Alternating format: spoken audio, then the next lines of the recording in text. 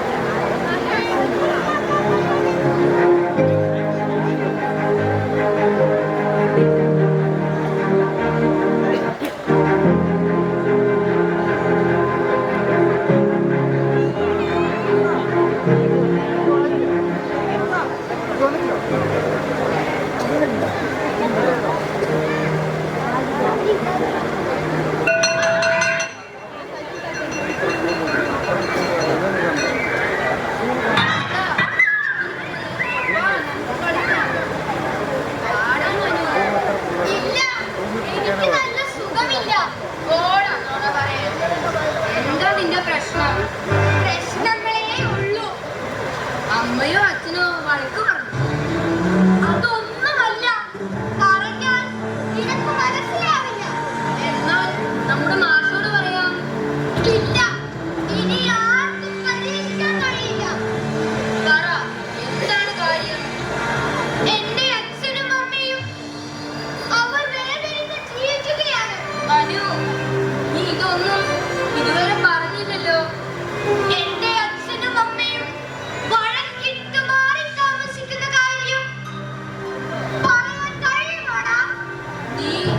അവരോടൊന്നും പറഞ്ഞില്ലേ? ഞാൻ എന്തും പറയാൻ, എന്റെ വാക്കുകൾക്ക് എന്ത് വില? അവർക്കൊക്കെ അവരുടെ മാത്രം വാശിയും പിടിവാശിയുമാ. സുഖവും സന്തോഷവും മാത്രം. ഞാനും അതിലൊക്കെയും അവർക്കൊരധികം പറ്റാണ്. നീ അങ്ങനെയൊന്നും പറയാതെടാ. ജീവൻ, നിനക്കറിയോ?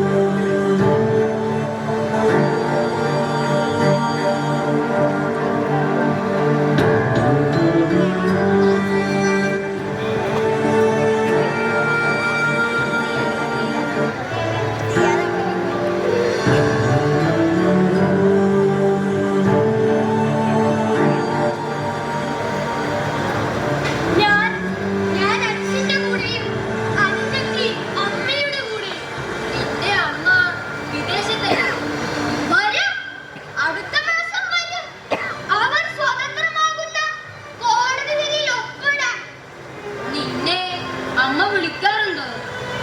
ഇല്ലടാ. അമ്മയുടെ വിളിയോ സ്നേഹമോ തലോടലോ കിട്ടാറില്ല.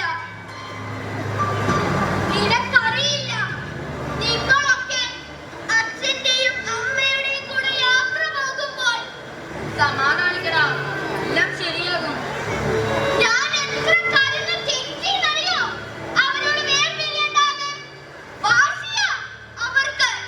ഞങ്ങളെ കുറിച്ച് ഒരു ചിന്തയുമില്ല. മനു, നമ്മുടെ ക്ലാസ്സിൽ തന്നെ എത്ര പേരാന്നറിയോ അച്ഛനും അമ്മയും വേർപിരിഞ്ഞ് കഴിയുന്നവർ? എത്ര സന്തോഷത്തിലായിരുന്നു എന്നറിയോ ഞങ്ങൾ കഴിഞ്ഞിരുന്നത്? ഒരു കട്ടിലിൽ അച്ഛന്റെയും അമ്മയുടെയും നടുക്ക് ഞാനും എന്റെ പെൺവാവയും കെട്ടിപ്പിടിച്ച് കിടന്നുറങ്ങിയത്. എന്താണ് എന്റെ അച്ഛനും അമ്മയും ഇങ്ങനെയായത്? നിങ്ങളെന്താ ഇവിടെ?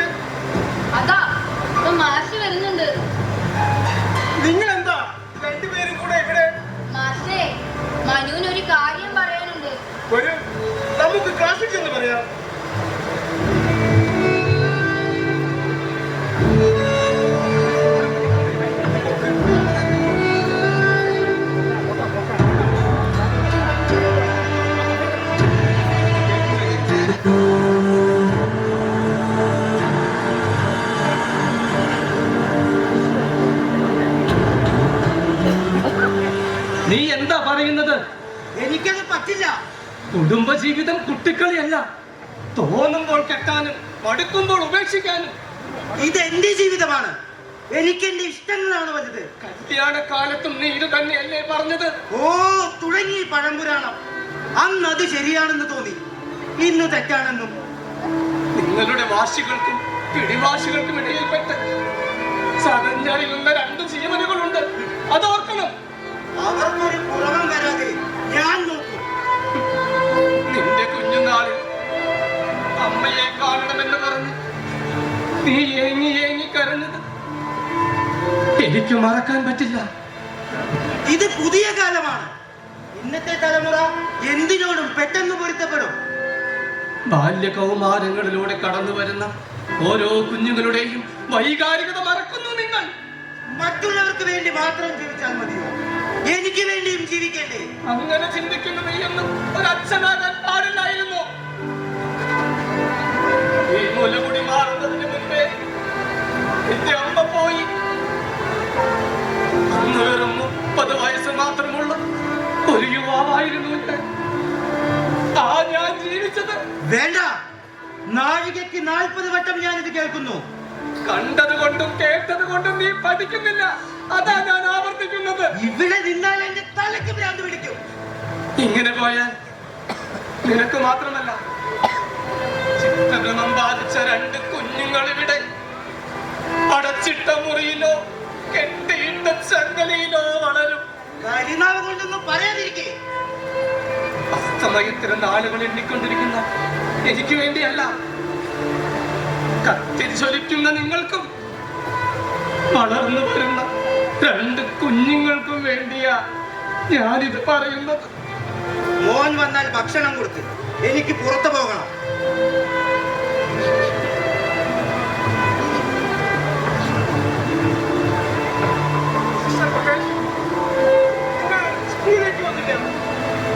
അതാ ഞാൻ ഇങ്ങോട്ട് വന്നത്.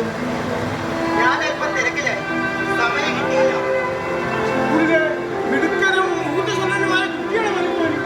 എല്ലാം ശരിയാവും. ഇവൻ എല്ലാ കാര്യങ്ങളും നിങ്ങളോട് വിളമ്പിക്കാണുമല്ലേ? ഞാൻ അകത്തേക്ക് നിൽക്കൂ. ഞാനിവന് കഴിക്കാൻ കൊടുക്കട്ടെ.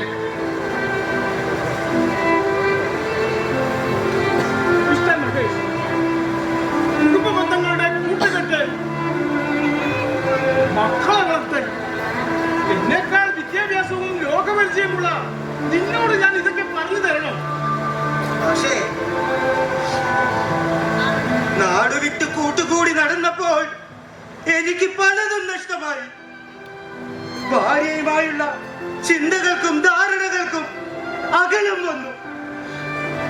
പാടില്ലായിരുന്നു.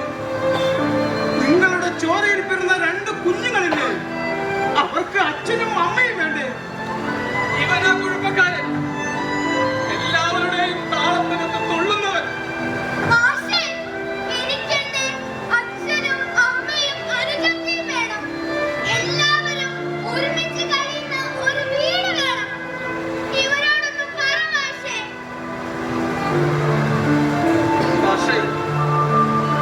ഒരു കുടുംബം തകരുമ്പോൾ ജയിച്ചവരും തോറ്റവരും കരയും, കണ്ടു നിൽക്കുന്നവർ ചിരിക്കും.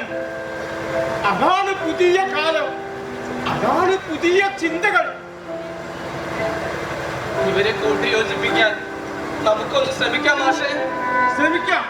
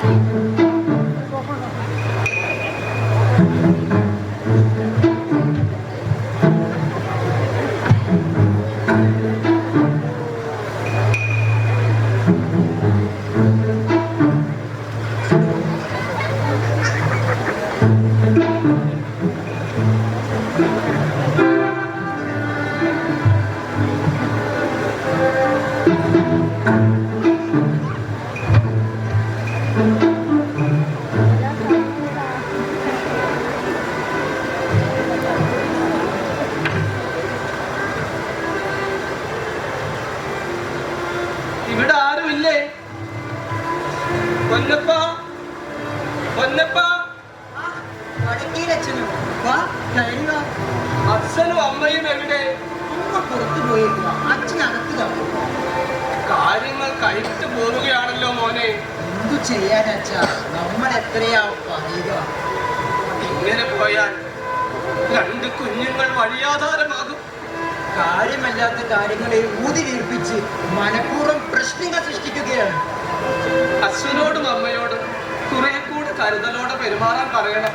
എല്ലാത്തിന്റെയും മൂല കാരണം അമ്മയാണ്. അത് ശരിയാ. ഇവിടുത്തെ ചേട്ടൻ ചേച്ചിയാ.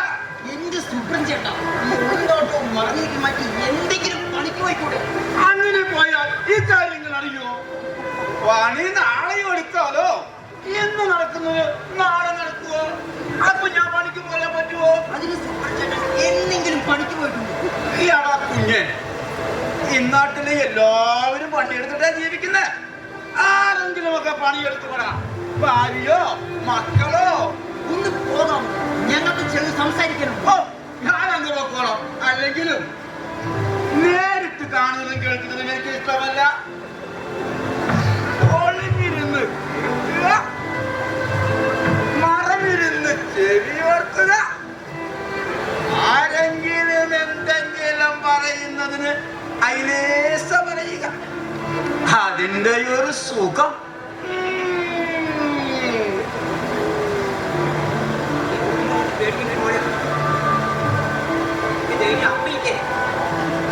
അമ്മ പറയുന്നത് മാത്രം കേട്ടാൽ മതി.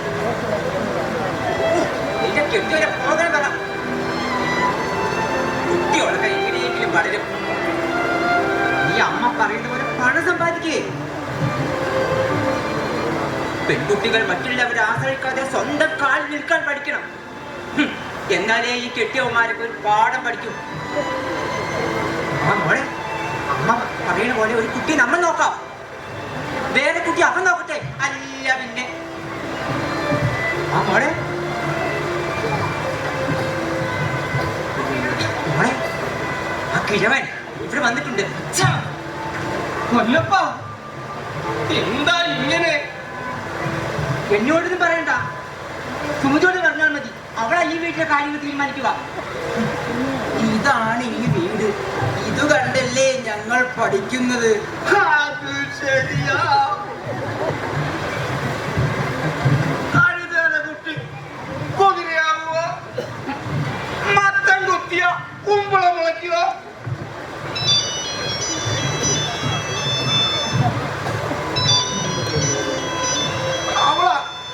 അവളെ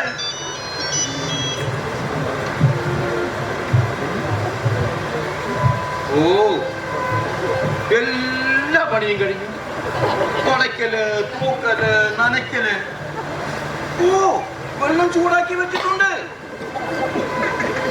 സാറ് വരുന്നുണ്ടോ? സാറിന്റെ കാറിലോ? ഓ, സാറ് എത്ര നല്ല മനുഷ്യനാലേ. സാരമില്ല, സാറുണ്ടല്ലോ. പിന്നെ രാത്രി 10:30 ആവാം. 11 അത് സാറിന് ബുദ്ധിമുട്ടാവും.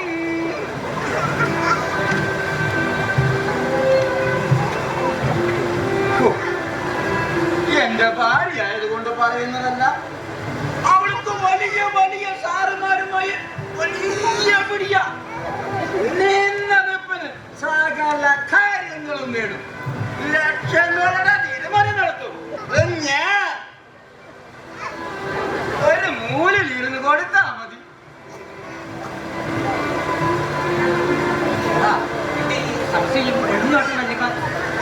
ഇതൊക്കെ ഒരു രോഗമാണെന്നാ അവള് പറയുന്നത്. ഈ പെണ്ണുങ്ങളുടെയൊക്കെ ഒരു ബുദ്ധിയേ. അതിലെന്താ തെറ്റ്? പൊന്നപ്പാ, ഞാൻ വന്നത് സുമതി സമ്മതിക്കൂല. സുമതി പറഞ്ഞാൽ പിന്നെ ഞാൻ എന്ത് ചെയ്യാനാ? അച്ഛാ, എനിക്ക് പരിഹാസ്യനാവരുത്. അത് ശരിയാ. അച്ഛൻ എന്നതും അമ്മ എന്നതും വൈകാരികമാണ് മക്കൾക്ക്. അവർ കലഹിക്കുന്നത്, വേർപിരിഞ്ഞ് കഴിയുന്നത് കുഞ്ഞു മനസ്സുകൊണ്ടുള്ള താളം തകർക്കും. ഒന്നും മനസ്സിലായില്ല. എന്നാൽ അതും ശരിയാ. അതും ശരിയാ, ഇതും ശരിയാ. ഇതിൽ ശരിക്കും ശരിയേതാ? ശരിക്കും ശരി, ഈ അച്ഛനാണ്.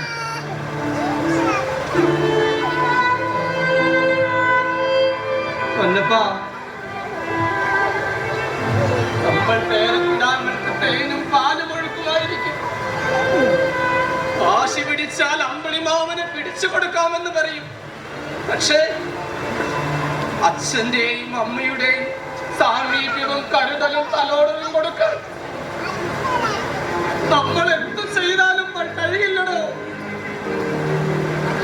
നമ്മൾ എന്താ വേണ്ടത്? 2 കുഞ്ഞുങ്ങൾ, 2 കുടുംബങ്ങൾ രക്ഷപ്പെടാൻ നാം ചെറു വിട്ടുവീഴ്ചകൾക്ക് തയ്യാറാകണം. മക്കളുടെ കുടുംബ ജീവിതത്തിൽ പൊരുത്തക്കേടുകൾ ഉണ്ടാകുമ്പോൾ ഇട്ടെറിഞ്ഞു പോരാനല്ല പറയേണ്ടത്, പരിഹരിച്ച് കൊടുക്കുകയാണ് വേണ്ടത്. സുമതിയോടും പറയണം. എടോ, തന്റെ മകൾക്കൊരു പ്രശ്നം വന്നപ്പോൾ താങ്ങാൻ നിങ്ങൾ അച്ഛനും അമ്മയും ഉണ്ടായിരുന്നില്ലേ? നമ്മുടെ മക്കൾ വേർപിരിഞ്ഞാൽ നമ്മുടെ പേരക്കിടാങ്ങളെ ചേർത്ത് പിടിക്കാൻ ആരുണ്ടടോ? അതൊന്നും ചിന്തിച്ചില്ല. മക്കളെ പ്രാപ്തരാക്കേണ്ടത് സഹനവും കരുണയും ചൊരിയാനാണ്.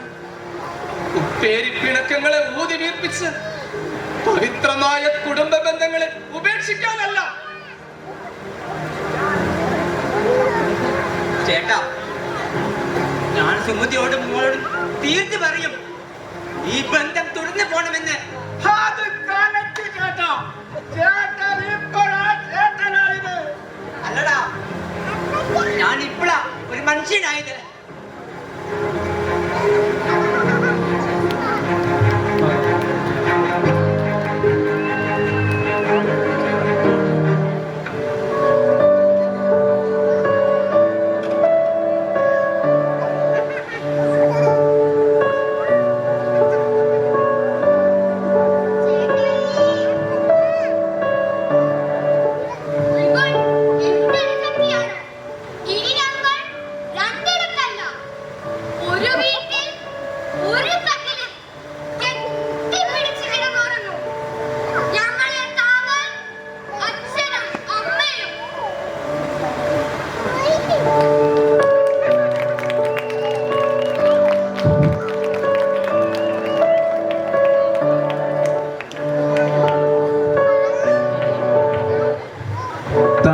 സുഖത്തിനു വേണ്ടി തൻ്റെ ചോരയിൽ പിറന്ന ഒരു മക്കളെയും ഒരാളും ഉപേക്ഷിക്കാതിരിക്കട്ടെ. പൊന്നോമനുടെ പുഞ്ചിരിവട്ടം ആയാതിരിക്കട്ടെ. നാടകരചനാ സംവിധാനം എം സഹദേവൻ മല്ലുകോട്ട്. അഭിനയിച്ചവർ സന്തോഷ്, ഹരിദാസൻ, ഷിച്ചു വർഗീസ്, സുരേഷ്, അഭയദേവ്, ഋതിൻ, ഫിലിക്സ്, അഭിംജിത്ത്, സാധിക, നിനു, ഷിജു. നന്ദി.